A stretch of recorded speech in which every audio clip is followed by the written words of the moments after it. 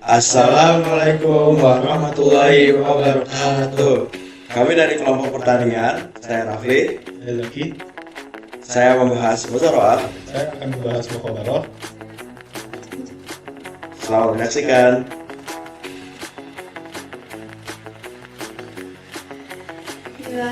Bismillahirrahmanirrahim. Assalamualaikum warahmatullahi wabarakatuh. Perkenalkan, nama saya Kirana Almaira Musafandi. Saya berasal dari kelompok 4 yang akan menjelaskan materi tentang muzakoh, muzaroah, dan mukhabarah. Jadi di sini saya akan menjelaskan materi tentang muzakoh. Dalam konteks kehidupan masyarakat agraris, tidak semua pemilik lahan mampu mengelola tanahnya sendiri karena keterbatasan tenaga, waktu, dan pengetahuan teknis. Di sisi lain, banyak orang yang memiliki kemampuan dan tenaga kerja namun tidak memiliki lahan. Disinilah akad-akad pertanian seperti muzakoh, muzaroah, dan mukhabarah menjadi solusi yang relevan. Ketiga akad ini memungkinkan terjadinya kerjasama yang saling menguntungkan antara pemilik lahan dan pengelola dengan sistem bagi hasil sesuai syariat. Tanpa panduan yang jelas, kerjasama semacam ini bisa mengarah pada kritik yang tidak adil, seperti eksploitasi tenaga kerja, pembagian hasil yang sepihak, atau ketidakjelasan tanggung jawab. Oleh karena itu, Islam mengatur bentuk-bentuk kerjasama pertanian ini agar berlangsung secara adil, transparan, dan membawa keberkahan bagi semua pihak yang terlibat. Mempelajari ketiga akad ini sangat penting karena sering digunakan dalam praktik pertanian, khususnya kerjasama antara pemilik lahan dan penggarap. Dengan memahami ketentuannya, masyarakat bisa menghindari akad yang mengandung riba, gharar, atau ketidakadilan. Rasulullah pun memberi perhatian besar terhadap bentuk kerjasama ini, dan para ulama telah menetapkan syarat-syarat agar akadnya sah dan menguntungkan kedua belah pihak. Selain itu, pemahaman ini mendukung ekonomi umat secara syariat, terutama di wilayah pedesaan yang masih mengandalkan sistem bagi hasil. Bagi pelajar, akademis, dan praktisi ekonomi Islam, mempelajarinya adalah bekal penting untuk penerapan hukum syariah yang adil dan maslahat. Di sisi lain, ini juga bagian dari menjaga dan menghidupkan khazanah fikih klasik agar tetap relevan di masa kini.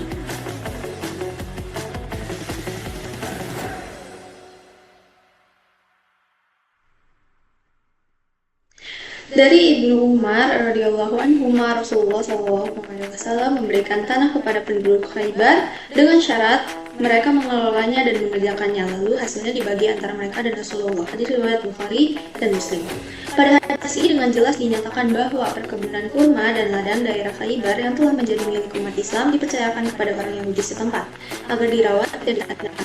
Dan perjanjiannya adalah dengan bagi hasil 50% banding 50%. Mayoritas ulama sepakat kebolehan muzakoh karena maslahatnya besar dalam pertanian, khususnya saat salah satu pihak kurang sumber daya.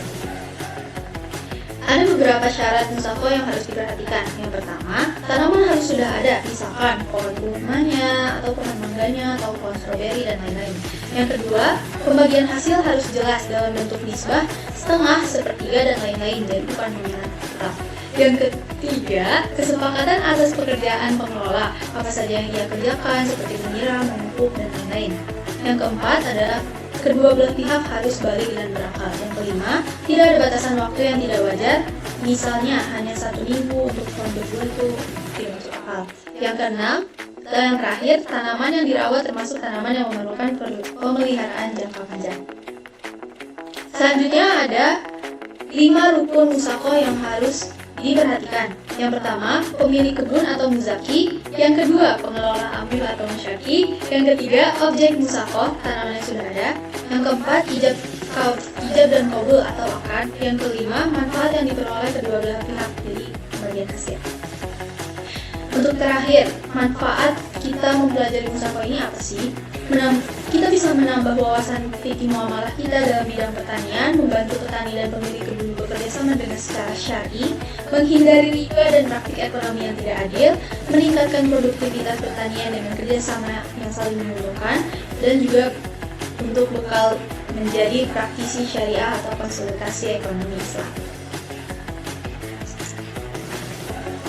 Bismillahirrahmanirrahim. Assalamualaikum warahmatullahi wabarakatuh. Perkenalkan, nama saya Rafli Nurjid Ajani, dan di sini saya akan membahas akad dalam pertanian, yakni muzaroah. Oke, kita akan membahas definisinya terlebih dahulu. Yang muzaroah ini berasal dari kata az-zar'u yang memiliki makna menabur benih di tanah atau menumbuhkan. Nah, menurut ahli fikih, muzara'ah adalah penyerahan lahan kepada orang lain dalam kurung penggarap untuk ditanam dan dirawat dengan modal pertanian dari pemilik lahan yang kemudian penggarap mendapatkan upah sesuai yang dijanjikan. Nah, kalau kita amati dari definisi ini, kita bisa mendapatkan perbedaan yang mentereng antara akad sebelumnya yaitu musakoh dengan sekarang akad muzara'ah gitu, yakni penyerahan lahan. Ya, perhatikan, kalau dia musakoh, dia itu adalah penyerahan kebun, penyerahan lahan. Berbeda kan? Penyerahan kebun artinya dia adalah lahan yang sudah ditanami pohon-pohon, tinggal diairi dan dirawat gitu, dipupuki dan sebagainya macamnya oleh si penggarap. Ketika penyerahan lahan, artinya lahan itu masih kosong. Artinya itu adalah tanah yang kosong, lahan yang kosong, maka si penggarap harus terlebih dahulu menanam gitu. Menanamkan tanaman di lahan yang kosong tersebut, seperti itu. Nah, di sini penggarap untuk ditanam dan dirawat dengan modal pertanian dari pemilik lahan. Maksudnya apa dengan modal pertanian dari pemilik lahan? Misal biaya, kan tadi kita udah disebutkan bahwa ini merupakan lahan kosong, maka kita diharuskan untuk menanam terlebih dahulu. Menanam itu membutuhkan apa? Membutuhkan bibit, membutuhkan biji, membutuhkan benih. Nah, benihnya ini di akad muzara'ah itu biayanya ditanggung oleh si pemilik lahan gitu. Bagaimana kalau misalnya ditanggung oleh si penggarap? Nanti beda lagi ya, akadnya bakal berbeda, bukan akad muzara'ah yang kemudian penggarap mendapatkan upah yang sesuai yang dijanjikan. Oke, lanjut. Dalilnya adalah berupa hadis dari Abdullah bin Umar. Beliau berkata, "Amalan nabiyyu khaybaru bi syatri ma yakhruju minha min thamarin aw zar'in." Nabi Shallallahu Alaihi Wasallam memperkerjakan seseorang untuk memanfaatkan tanah Khaybar dengan ketentuan separuh dari hasilnya berupa kurma atau sayuran untuk pekerja. Hadis riwayat Bukhari dan Muslim. Gitu. Nah, di sini kita bisa menggarisbawahi memanfaatkan tanah Khaybar. Ya. Tanah Khaybar ini adalah satu tanah di Arab sana, satu tanah yang subur. Nah, di sini memanfaatkan tanah, artinya dia memanfaatkan lahan, dia memanfaatkan tanah-tanah yang masih kosong untuk nantinya ditanami gitu.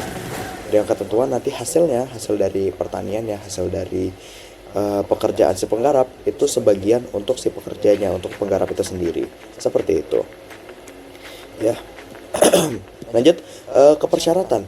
Persyaratannya secara garis besar ada 3, yaitu dilaksanakan pada rentang waktu tertentu yang jelas gitu. Jadi pekerjaan si penggarap itu harus ditentukan waktunya secara jelas, misal dari bulan A ke bulan B atau dari waktu A ke waktu B. Pokoknya dia harus jelas ditulis secara tegas dalam akad gitu.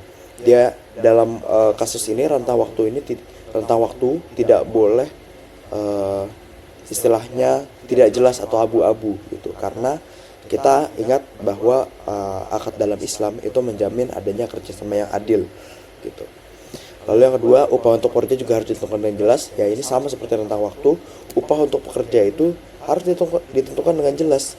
Mengapa? Karena ya untuk tadi agar kita petani dari awal atau si penggarap tahu dia dapat berapa nantinya di akhir, keuntungan yang dia dapat berapa, dan apabila ada ketidaksesuaian bisa dinego lah istilahnya, bisa dinegosiasi ya, seperti itu.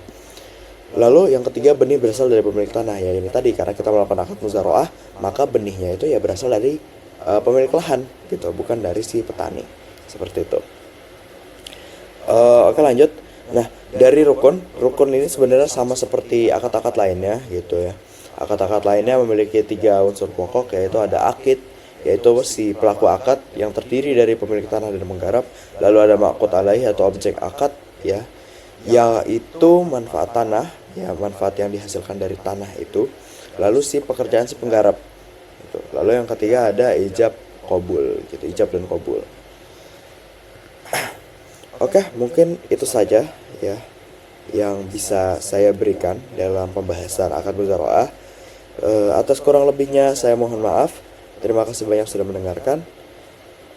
Wassalamualaikum warahmatullahi wabarakatuh. Assalamualaikum warahmatullahi wabarakatuh. Saya Zaki Mizakori dari kelompok 4 yang akan membahas musakoh, muzara'ah, dan mukhabaroh. Di sini saya sendiri akan membahas bagian mukhabaroh.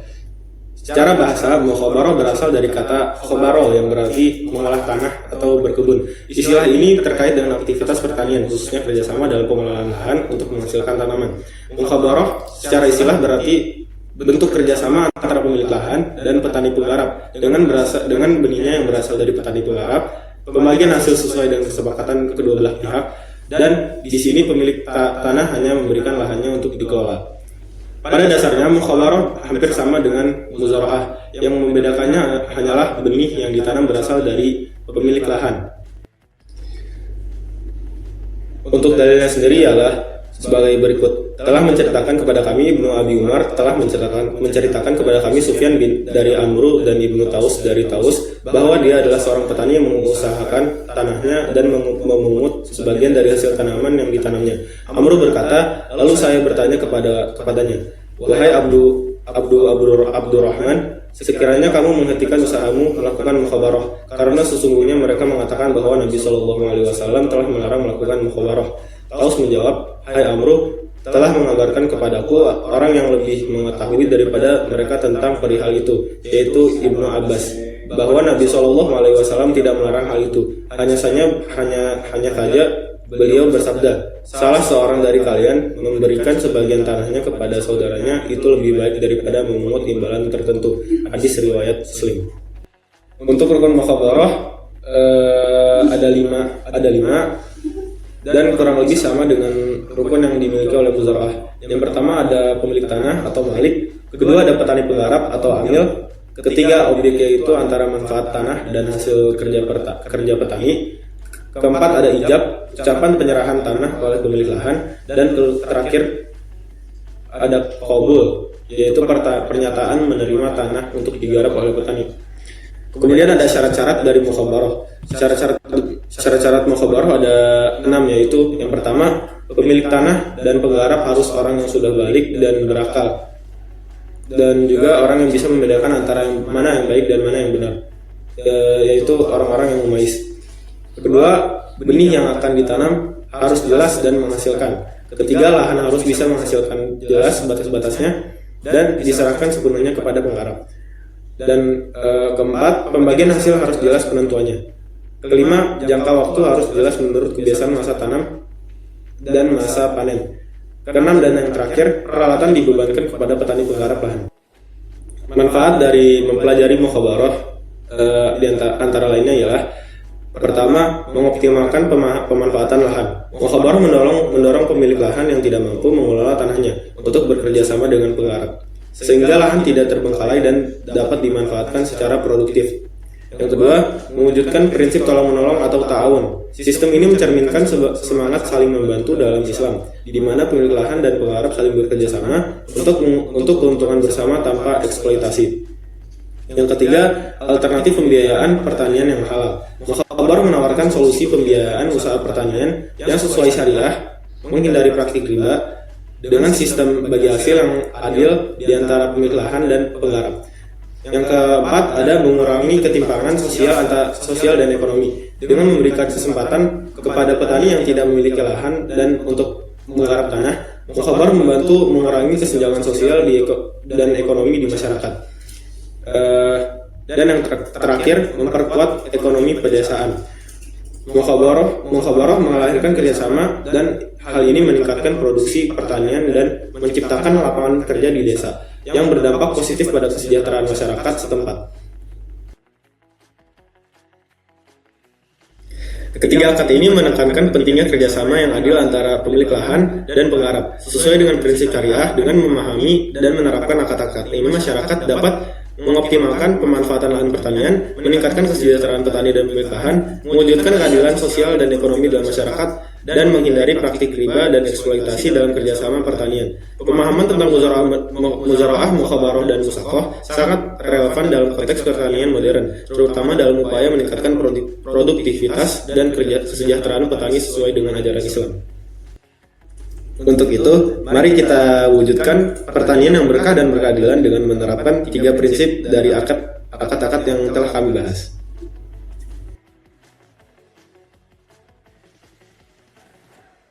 Sekian dari kami, kurang dan lebihnya mohon maaf. Wabillahi taufiq wal hidayah. Wassalamualaikum warahmatullahi wabarakatuh.